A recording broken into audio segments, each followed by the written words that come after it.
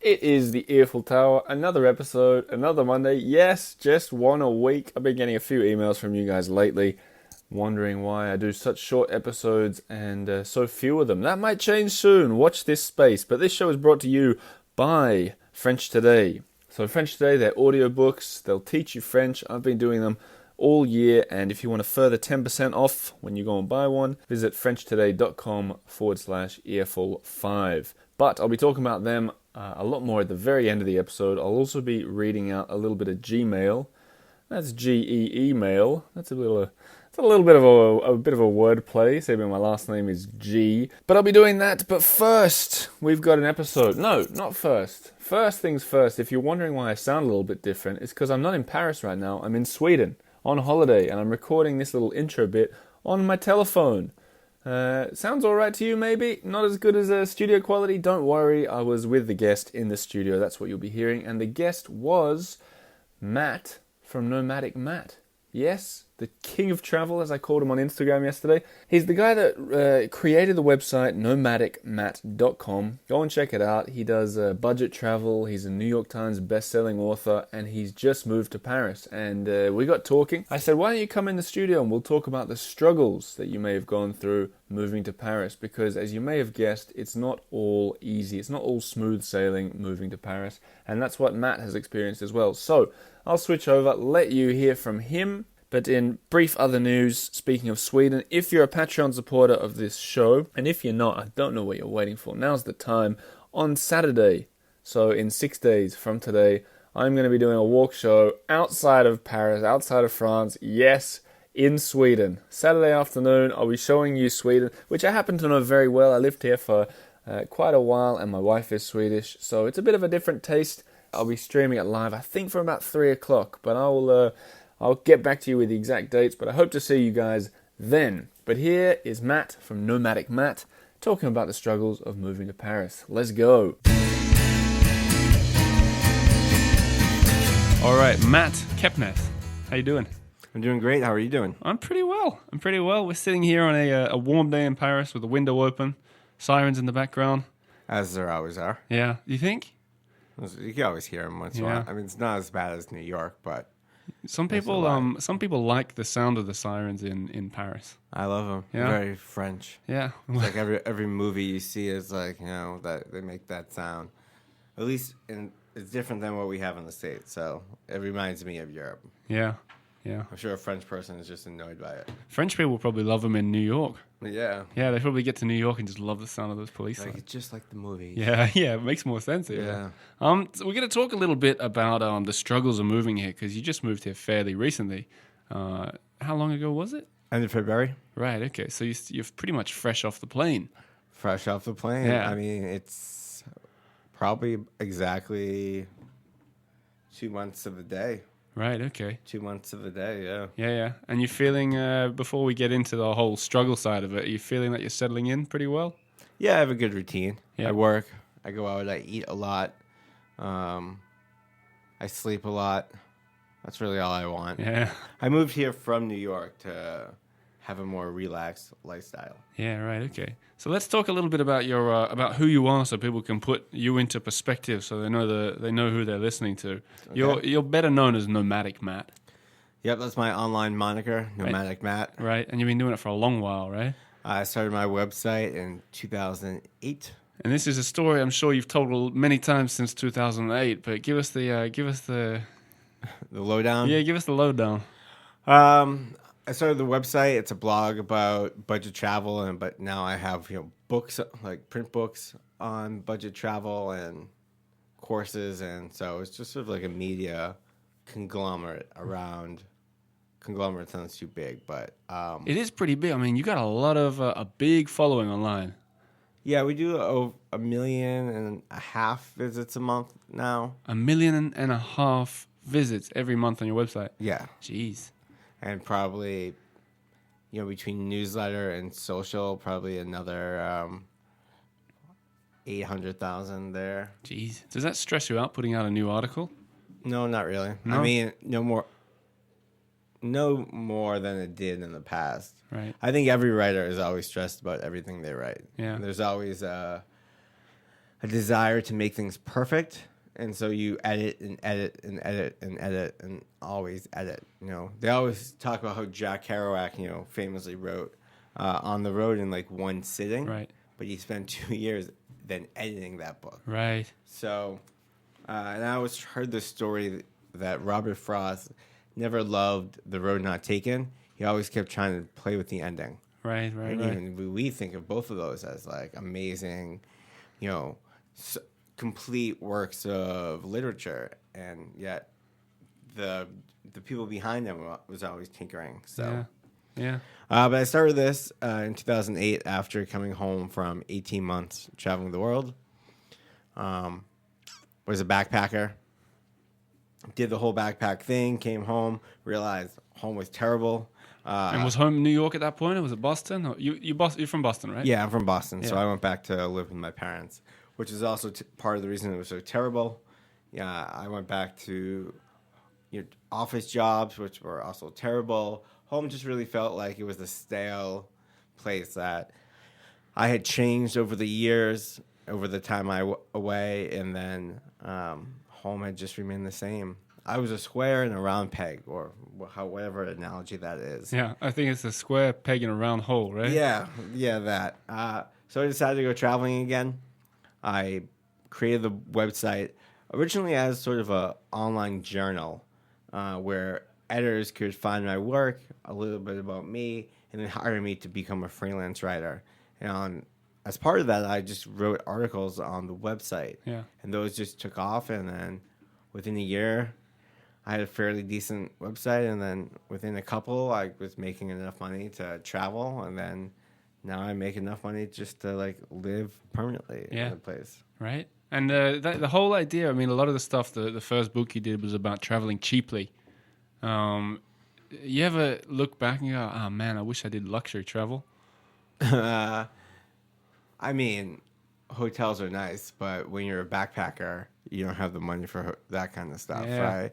And so I don't regret it at all. I'm always naturally cheap. So even now, that I have like a job and a salary and a little bit more money than I did when I was 25 when I left, I still can't. I don't see how people justify spending so much money on hotel rooms. Like you're not there. Yeah. You just need a decent place to sleep that's not noisy. Like you can get private rooms in hostels. You can get an Airbnb. Yeah. Why spend $400, $500, $1,000, even $200 on a hotel room? Right. I'd rather spend it on food. Especially in Paris.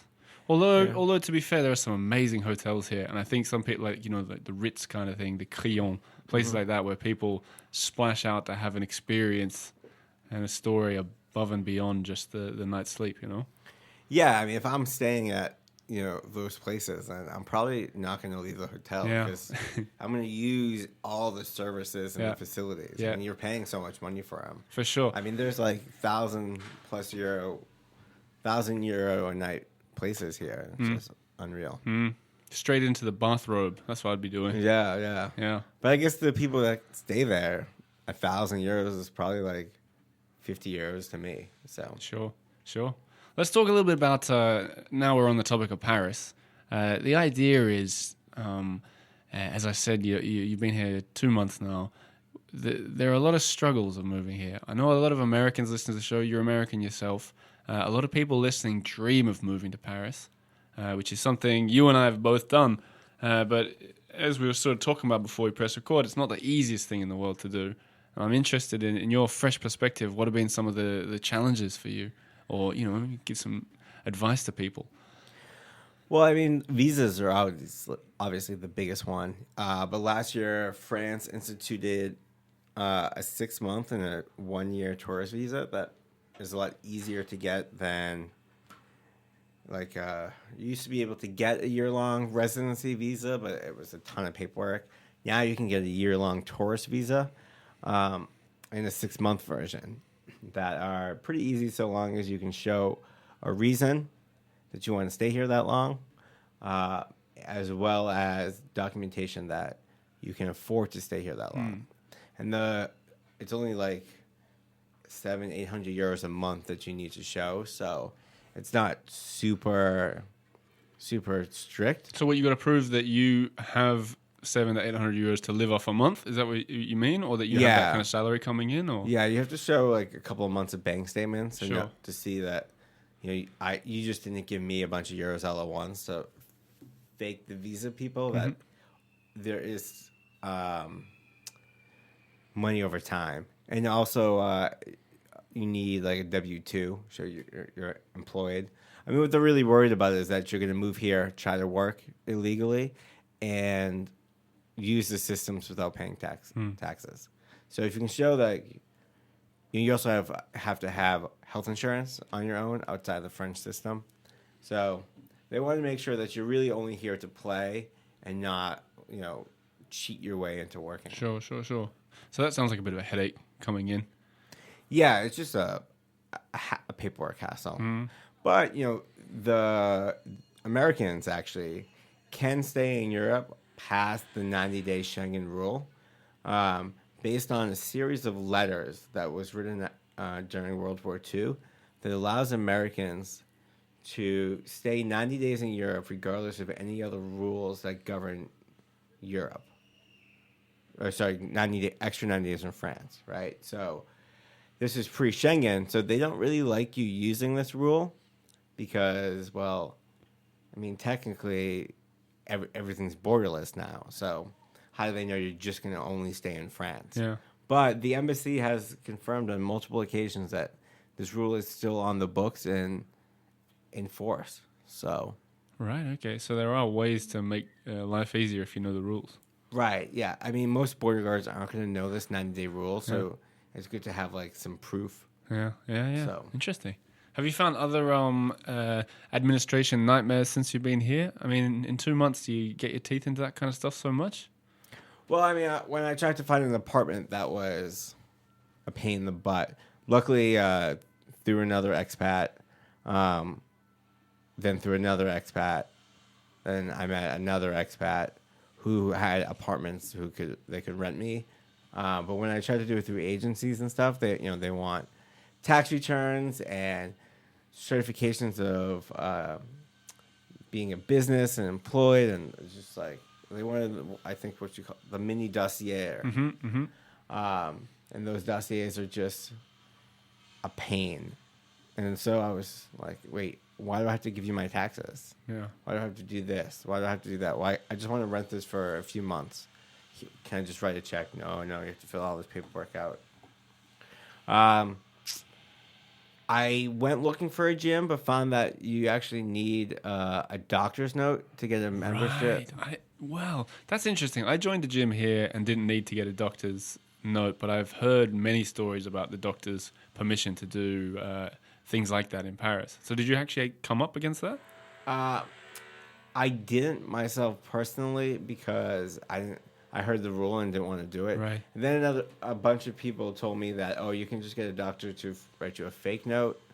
And this apparently also applies for sports clubs. That's too. right. That's definitely true. So I just decided I don't want to go find a doctor to do this. And then my friend recently was visiting me, and he found a gym where you can just buy a day pass that sort of skirts around that rule.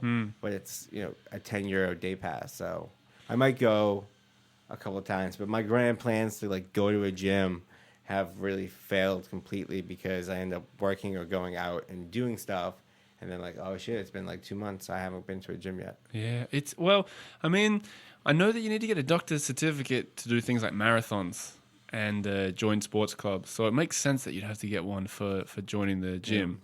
Yeah. My friend in Italy told me that rule, they have that similar rule too, but also they don't really do any, like, it's disregarded all the time in typical Italian fashion, disregard the rules.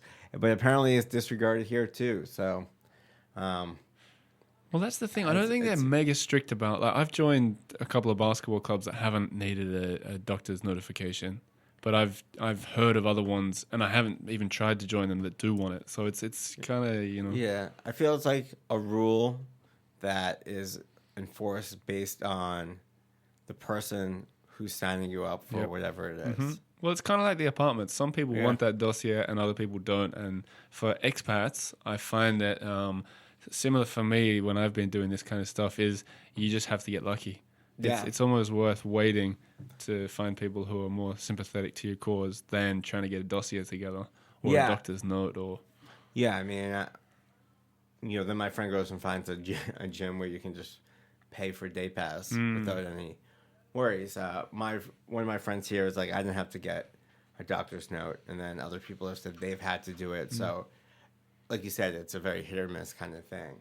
I mean, when I told people I was moving to Paris, and then I was like, oh, I found an apartment.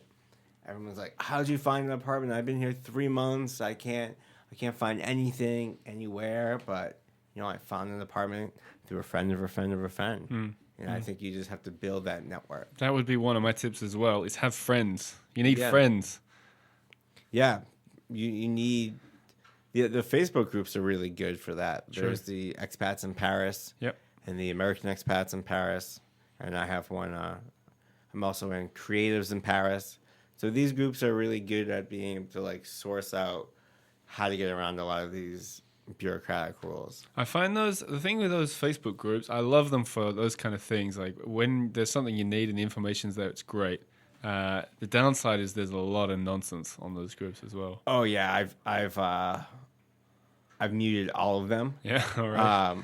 Because Facebook, is like, here's all the latest updates. I'm like, I don't want any notifications, so I like turned off notifications as well as unfollow the groups because, I mean, when Notre Dame was on fire, I mean, there were like 50 people in that group posting, oh my God, oh my God, oh my God. It's like, just look at the 1 or 2 threads already. Yeah. They're not really well moderated. So as such, Well, that's the thing, because no one's doing it for a living, almost always. Like, it's just group moderated, basically. yeah, but I mean, there's got to be like 1 or 2 people there that can just, be like, this topic is closed because there's 50 posts on this subject. I mean, I always see the same post over and over again. Or when they had the work slow down at Gare du Nord for the Eurostar, everybody posted about that. Hit and miss, isn't it? Yeah. What else have you struggled with? Let's see. Making French friends is hard. Some say impossible. What's your strategy be? Well, I have one French friend Right. that I actually have known for like 6 or 7 years. So she's sort of my gatekeeper into life in France. But that said, she has her core friends, and I'm just like the visitor on the periphery. Yep. So she brings me out, and then I meet her friends, and then like we follow each other on Instagram, and then I like, send them a message. I'm like, oh, I see you're out. Like we should get some drinks sometime. Oh yeah, definitely. I'm like, oh well, I'm free right now. Yeah. Okay, cool. I'm like, I can see you posting from a bar. This like 2 seconds ago. Yeah. You could. And I'm like, oh well, that bar you're at is really close, and they can pick up on that. But I have many expats friends, or people who have lived and since moved away, or read in travel books. People's stories. It's the same thing. It's always the French have this core group of people that they've known since secondary school, and like that's their group of friends. And very rarely do people get into the group of friends unless they're dating somebody in that group, or you've just stayed around long enough where through just sheer will and attrition you've worn them down. Sure. Well, I think also like in New York, for example, I don't know what it's like in New York, but people like you with your own group of friends, maybe it's a similar thing. Like when you hear there's a French expat who's been there for 2 months texting you, you're kind of like, well, I'm going to hang out with my friends from secondary school. I wonder if it's a French thing or if it's a universal thing. Having lived in other countries, I think it's a French thing. I mean, I can say like I think they do it in Sweden a little bit too, having lived there. But I think that Americans or Brits, Australians are like this too. Actually, I would say Brits. we tend to be a little bit more open and welcoming and gregarious. How are you? What's going on? How's your day? Yeah. Talk to strangers. In Eastern European, if you smile, Eastern Europe, or Russia, like if you smile, people are like, "Why are you crazy?" Like, Yeah. you just don't walk around like cheerful all day. And I think that's a similar thing here. I come from a culture where people are gregarious and welcoming, and in the sense of like, sure, like I don't know you, but come hang out. You're, Bill's friend, and so I guess like, yeah, sure, come hang out. I met you through Bill, and we have this one thing in common. Give everyone a second or third chance at least.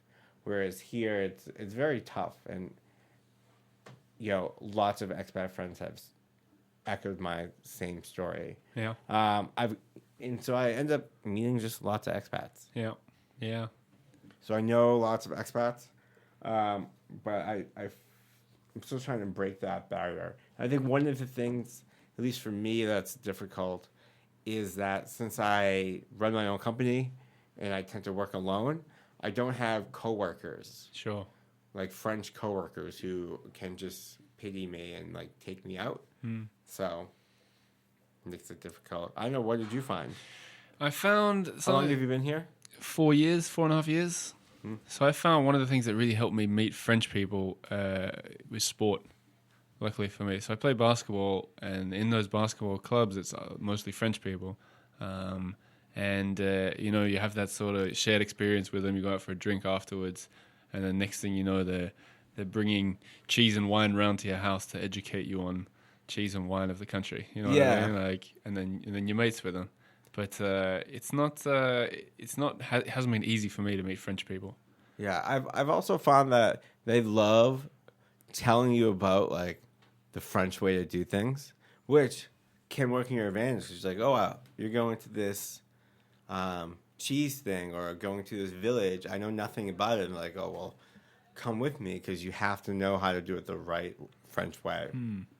So that is like good in a way that kind of baby you. Like they look at you as sort of like this child who needs to be taught, but you can kind of flip that around and it's like, oh yeah, definitely take me. I don't know anything. Yeah.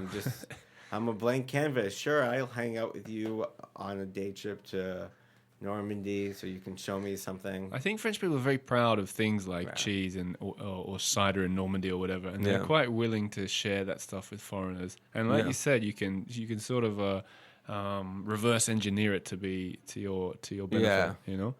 I do that a lot with my friend here in Paris and my other French friends when they're like, oh, do you know this? I'm like, I have no idea. We should learn about it. Okay, I'll have to take you to this thing so you can know the way to do it. I'm like, now I have plans. Yes. I think a lot of people who come to Paris do what neither of us did, is that they come for a French girlfriend, husband, wife, whatever. And that French person will not only help them with everything that we've just been discussing over the past 20 minutes, like admin or making friends, but they'll also open all sorts of doors for you in France. And that's something I know I've missed out on. I mean, I everyone says, I mean, I struggle with the language a little bit. I learned French. I take a class, but what I find is, and I've always known that the French know more English than they let on, especially here in Paris. But recently, somebody was telling me that when they learn English in school, it has to be perfect. And same with French. Like, how they phrase something has to be perfect. You could say something to me, and I'd be like, well, I get what you're saying. Maybe you used the wrong word, but it's like, oh, I understand. And apparently here, and you can tell me this too, here in France, along with language, it's like, no, that is not the right word. It has to be this word, and only this word for the time in memoriam. And I feel like that's very much part of French culture. They love their rules, and they abide by them. And so that really sort of made me understand why they don't really like speaking English as much. And when I talk to my friends, it's because like they don't feel it's perfect. Yep.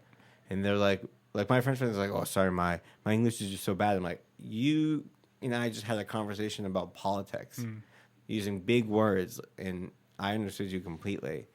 So like it's very difficult to learn French because when I go out to restaurants and try, they like humor me sometimes, but then sometimes they'll just come back in English and be like, So okay, yeah. I think you're right. I think they'll switch to English often if they feel they need to save somebody. But there's this, and I recently did a video with this where I went out asking Parisians about their accent when they speak English, and it sort of seemed to me it all boils down to the schooling. In school, it sounds unforgiving. Like the teacher and the other students will really grill you if you're not getting something right, or if you have a weird accent when you're speaking English. Even if you had a really good accent when you're speaking English, the other kids would tease you. And so there's like this almost this shame in speaking English, not to mention all the polls and surveys that show that French people are among the worst in Europe at speaking English anyway.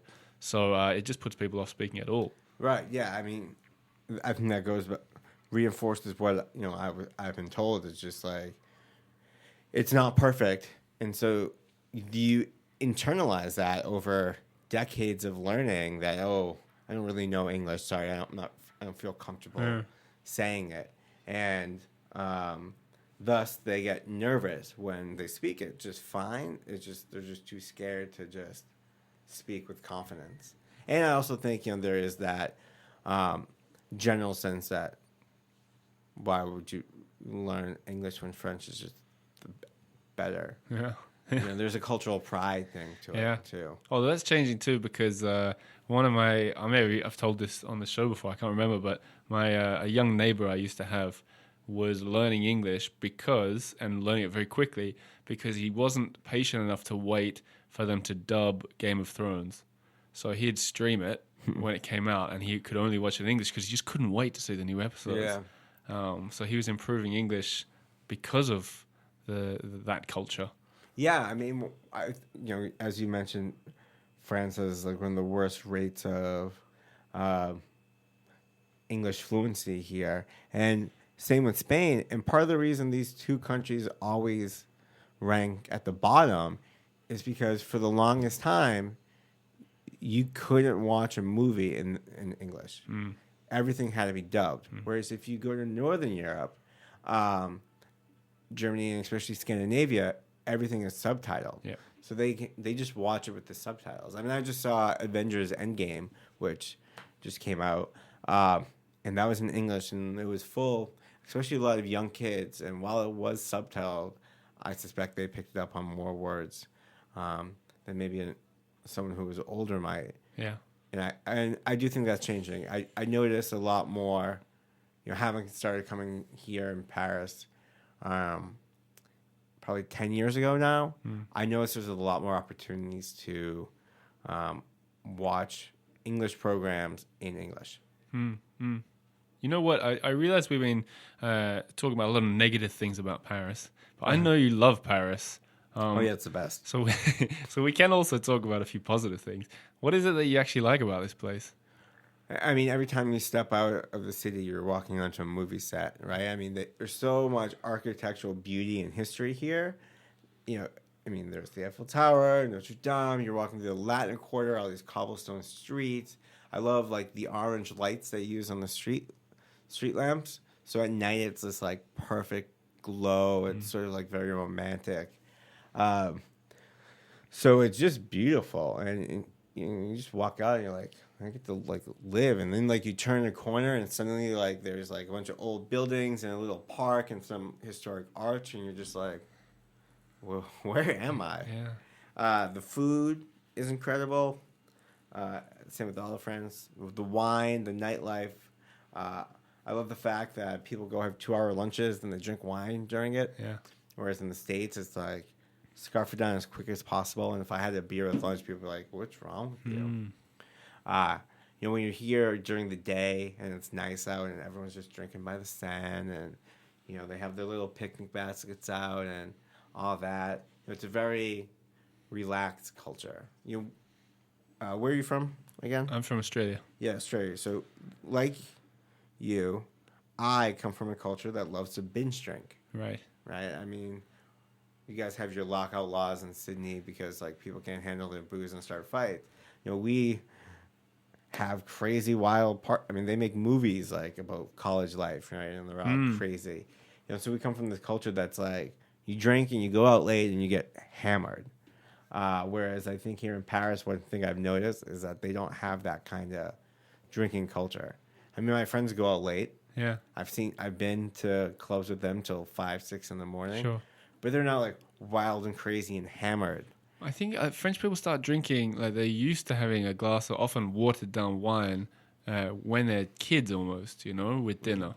Like it's not. I think what is in America you can't drink till you're 21. Is that right? 21, yeah. Yeah. So in France, people are drinking like a lot earlier than that. Even just one glass of wine with dinner. Right.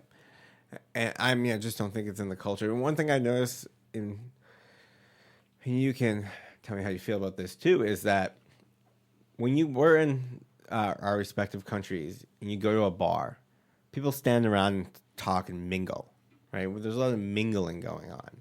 Whereas what I notice when I go out to bars around Paris, I actually whenever I go around France, is like there's like 3 or 4 tables, let's say, and like people sit in their table with their friends and face inward. Yeah. And so when you're sitting down and talking to your friends, you're less likely to just like randomly bump into a stranger and be like, "Hey, what's going on?" Now, of course, there are bars like that here in Paris. Well, a lot of expat bars like that, and that's why I think a lot of expats, Irish and Scottish people especially, will go to those bars to get standing up to drink. Someone told me that years ago, and it stuck with me that the Parisians don't tend to stand up to have a beer. Yeah, they'll mosey up to the bar with a couple of friends, and then there'll be people don't mingle like at bars, in clubs the way we do back in the States, or I've seen in Australia, and so I feel like that also plays part into what I was saying about why it's hard to meet friends, because like there's less of that like random interactions where you're just like, oh hey, what's going on, and you start talking and you're like, here's my number. That said, I also really like the fact that there's no wild nightlife in Paris, because part of the reason I moved here coming from New York was because I was out all the time getting smashed, drinking a lot. It's such a nightlife focused city where it's nice to come to a place and go to a bar on a Tuesday and it be kind of dead, and them sweeping you out early and be like, yo, we're closing up, we're going home, it's Tuesday, go to work tomorrow. So it's really easy to get around places from Paris. So if I wanted to go anywhere in France or elsewhere in the continent, I mean, there's direct flights everywhere in the world from Paris. You have the tunnel over to England.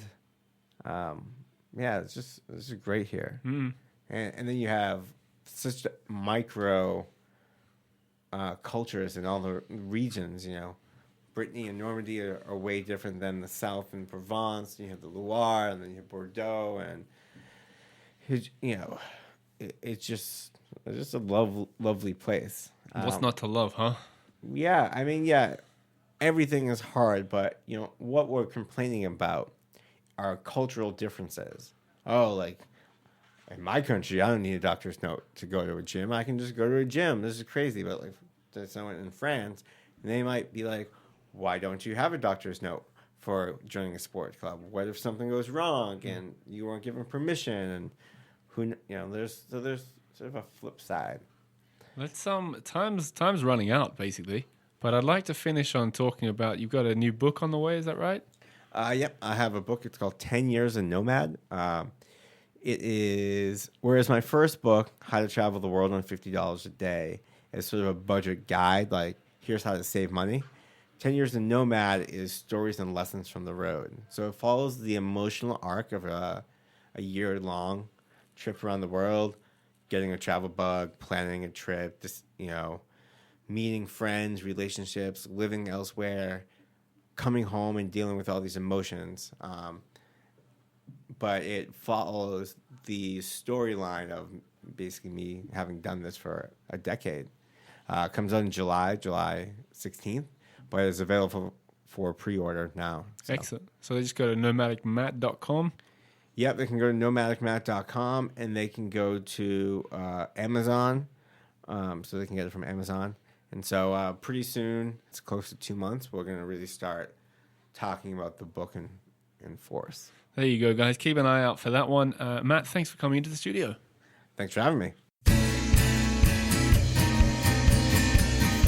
All right, there you have it. That was Matt Kepnes from nomadicmatt.com. Go and check him out. He does really good travel tips. There's been a bunch of stuff about Paris lately, seeming he's living here. But as promised, I'm going to get onto a bit of Gmail. If you're new around here, that's something that I started doing is I read out some of the emails from people in the place where once I read iTunes reviews, but I figured, well, what's the point of that? What's the point of reading an iTunes review? I thought I read some emails because it's a little bit more interactive. So here's one. The first one I got this week that I thought I'd read is from Judith Solanki, who says, so here's the thing. I sent out a message to some of the top tier Patreon supporters because I've got this idea of doing a behind the scenes sort of Facebook page, because I realize I get emails sometimes, people who are quite interested in not just the podcast and what gets put out in the videos, but they want to know behind the scenes. They want to know what's going on and how it all comes together. So I was thinking about getting it going. I emailed a bunch of people, and Judith sent a really nice email back that made me chuckle. And I'm not going to read the whole thing, but part of it was, and part of the email I sent to everyone was, should I start experimenting with 2 episodes a week? And she adds, on a final note, I love the idea of 2 podcasts a week. As soon as I found your podcast, I started to binge listen. I'm completely caught up and wait with bated breath for the new one every Monday. Twice a week would be marvelous. And you know what she adds? She adds 2 pictures. One, I'll read you the text first. It says, on a completely different note, I laughed the other day while I was out doing some errands, and I noticed that here in Portland, Oregon, we also have chasse roux. Granted, they're not as fancy as the Parisian ones. And in case you haven't been listening to this show before, a chasse roux, which I famously cannot pronounce, is a door, sort of a stone guard on a door. And they're very intricate, ornate, and beautiful in Paris. And I see there's a picture of some yellow ones in Portland. So I love that. Anyone else sees that there are these chasse roux around the world? The email continues. It says, also, here's what I see sometimes on my walks while I'm listening to the Earful Tower. And it's only a picture of a bloomin' peacock. A peacock on the road. That goes among the funny pictures and unexpected pictures that listeners have sent in. So thanks for that one, Judy or Judith. I'll go with Judy. Another one I got literally as I'm recording this is from Jenny, who's another Patreon supporter. And she says, why don't you start doing Q&As and we can submit questions ahead of time? I like the idea. I like it. Where you send in a question and then I respond it, or I get someone else to respond to it. I think that could be quite fun. Anyway, she says, I'm always up for behind the scenes stuff. It sounds very interesting. 1 podcast a week meant that I was often filling in my days with other podcasts and bloggers who post more content more regularly. I have a competing amount of podcasts I can listen to daily, but no joke, it makes me sad you only post on Mondays, because I wait all week and then I listen, and then it's over for another week. And it's only on Monday. The others I follow might post more, but your content is the one I look forward to. Oh, that's very nice. I'm not going to keep reading. I'll get all red in the face. That is very kind of you. Thank you very much, Jenny. I think general consensus is to start doing a couple more episodes than just 1 a week. So I'm going to take that advice on board. And one more email I got that links into French Today, which I'm here to talk about too. Where is it? Here it is. It's from Sarah, and I'll read it to you. She says, Hi Oliver, I too am a fellow Aussie, and I also come from Perth. Spoiler alert, that's where I'm from, Perth, Western Australia. She says, I've recently started listening to your podcast on my daily train commute to work, and I'm hooked. I've also, a bit late to the party, Sarah. It's been going for 2 years. But she says, I've also signed up for Camille's French Today to improve my basic high school French, as I plan on coming to France in the next year or 2. She says, I've been too embarrassed to practice and repeat the words on the train. Sorry to disappoint. But I have had a few other embarrassing close calls. After listening to your recent podcast with Camille and also practicing with the audiobooks, I'll sometimes be so immersed in the language and learning it that if I suddenly see someone I know, I'll very nearly say bonjour instead of hi. It hasn't happened yet, but I feel it will only be a matter of time. Thanks so much for creating such a fantastic podcast. It makes my train trips a lot faster and enjoyable. From Sarah. Well, Sarah, if you're sitting there on one of those Perth trains right now, at the end of the episode, just know that here in Sweden, I'm thinking of you too, and thinking, I hope that one day you do say bonjour instead of hi to one of your friends on the train. That would be fantastic, and that would mean that French Today officially works, although we knew that already. I'm going to talk to you a little bit about French Today. That's how I'm going to round up this episode, because they're the sponsor of the show, and not only that, I think any of you out there who are even mildly interested in improving your French could do with checking out these audiobooks. So first, let me give you the little bit of the plug. Here's how it works. If you go on their website, FrenchToday.com, but if you add at the end a slash, a forward slash, and then Earful 5, what it'll do is it'll automatically take 10% off whatever you purchase from their audiobooks. And their audiobooks go all the way from absolute beginner to quite advanced stuff. And I've been sort of working my way through it since I started this collaboration with them at the start of the year. And if you want to get an idea of how it works, I'd encourage you to go over to their Instagram page, where incidentally today, on their website, or on their Instagram page, which is it's called Real French Today, you'll see her literally using the app and how it works. So that'll give you a little bit of a taste. You can also get a free download of one of their audiobooks. But jump in there. They've got everything that you need when it comes to practicing and improving and learning your French. And what I do is I go through, learn it myself. I jot down little bits and pieces that I don't know or don't use in my conversation, and then typically through that week I'll try and use them in conversation. So here's 3 that I'll share with you that I'd never used before. Well, 2 that I'd never used before, and 1 that I wanted to talk about. The first one is the way the French say reluctantly. Do you know how to say it? I didn't. It is à contre-cœur, as in it kind of means like against your heart, which makes sense, reluctantly. I'm going to try and use that. I don't know how I'll use that in a sentence. It doesn't come up so often. À contre-cœur. Sounds really nice. I like it. I've written it and I'm using it. Repetition is king.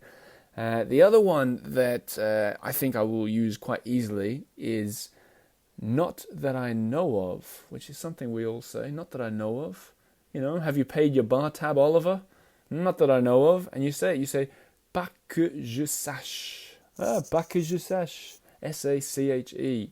Pas que je sache. So I'm going to be trying to use that this week. Maybe when I speak to Camille, because we're going to be recording an episode soon. Let's see how I go with that. The last one, it's a really good one that I've tried to use numerous times, but it's very hard to pronounce. But often on this show, I talk about ways that I use French to sort of make people laugh and keep the conversation flowing a little bit more comfortably. I think this will be one for you. If someone ever asks you, or if someone ever says to you, oh, you speak pretty good French, or do you speak French, something like that, you can say, I'll give it you in English first. You can say, I get by, or sort of, I manage, I'm okay.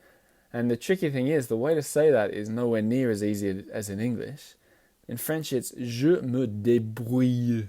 It's that famous O-U-I-L-L-E that's impossible to pronounce. But what's funny is if you can pronounce it and you say it to a French person, you're kind of showing that you more than just manage. And if you get it wrong, they'll go, yeah, well, you are just kind of okay. So it's a really good one, rather than just saying like pas mal or whatever. So je me débrouille. Débrouille. And speaking of hard to pronounce or impossible to pronounce words, last time Camille was in town, we did a little video together, and I'm going to be putting that out on my YouTube channel soon, where we tackled the 5 most difficult French words to pronounce, just as a little bit of a fun video. So keep your ears and your eyes out for that. I think that's enough about French Today for now, but one last reminder, if there's one thing you do after you stop listening to this podcast, FrenchToday.com/earful5, and it just automatically takes 10% off, which can add up pretty well, especially if you consider that looking at their site right now, they got 20% off all their audiobooks. So now's the time to do it. Go and check it out. When you're done with that, go and check out all the other things I've mentioned in today's episode, and keep sending me that Gmail, because I love reading it and I love sharing it on the episodes. That's it for me. I'm Oliver G. You've been listening to the Earful Tower, and I'll see you next Monday, unless you're a Patreon supporter. In which case, I'll see you on Saturday afternoon in stunning Stockholm. Au revoir, or as they say in Sweden, hej då.